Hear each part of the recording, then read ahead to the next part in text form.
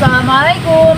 Halo teman-teman. Perkenalkan, nama saya Ayu Putri Lestari dan saya Desi Intan Nurani dari kelas 12 Akuntansi 1 SMK PGRI 2 Nganjuk.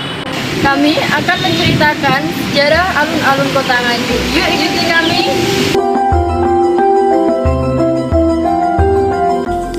Alun-alun Nganjuk. Selain menjadi tempat wisata di Nganjuk, alun-alun ini juga menyimpan sejarah panjang yang menyertai peradaban Nganjuk dari masa ke masa. Munculnya alun-alun Kota Nganjuk bersamaan dengan peristiwa boyongan atau perpindahan pusat pemerintah dari Brebes ke Nganjuk pada tahun 1885. Namun, persiapan penentuan lokasi alun-alun Kota Nganjuk sudah dilakukan sejak tahun 1874 pada masa pemerintahan Bupati Raden Sumawiloyo. Penentuan lokasi alun-alun Nganjuk sangatlah penting karena satu paket dengan lokasi pendopo kabupaten dan kantor Aristan Residen Belanda. Awalnya lokasi alun-alun Kota Nganjuk dialokasikan di daerah Taman Sari, Kelurahan Kauman. Namun ternyata daerah tersebut rawan terdapat bencana banjir. Karena itu, Bupati Brebes Raden Sosrokusumo, pengganti Raden Sumawiloyo beserta asisten residen dan anggota dewan berunding untuk menentukan lokasi lain yang lebih strategis.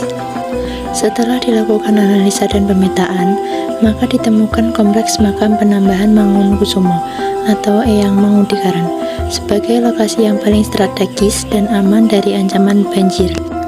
Maka sejak tahun 1885, kompleks makam keluarga Eyang Mangudikaran telah berubah menjadi pusat Kota Nganjuk. Semakin hari semakin ramai.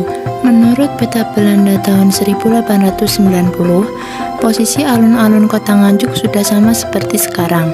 Sebelah timur alun-alun terdapat pendopo Kabupaten Nganjuk, sedangkan sebelah utara alun-alun terdapat kantor dan rumah kediaman asisten residen Belanda.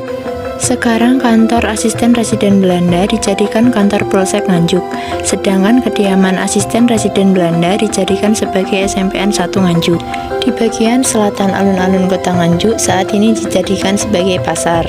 Pasar tersebut banyak pedagang-pedagang dari etnis Tionghoa yang berjualan di sana.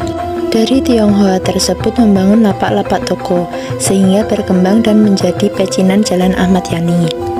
Pada tahun 1885, di sebelah barat alun-alun Nganjuk dibangun Masjid Agung dan dikenal dengan nama Masjid Baitus Salam.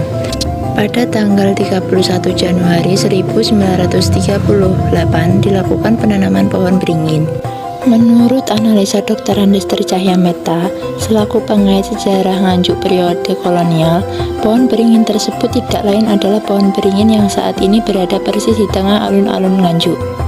Alun-alun Kota Nganjuk menjadi saksi pembangunan dalam segala bidang, tetap digunakan sebagai pusat kegiatan masyarakat untuk mengisi kemerdekaan.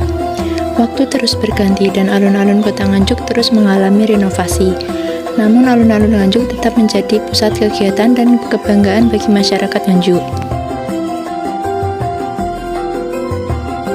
Nah, itu teman-teman video dari kami. Semoga suka ya. Wassalamualaikum.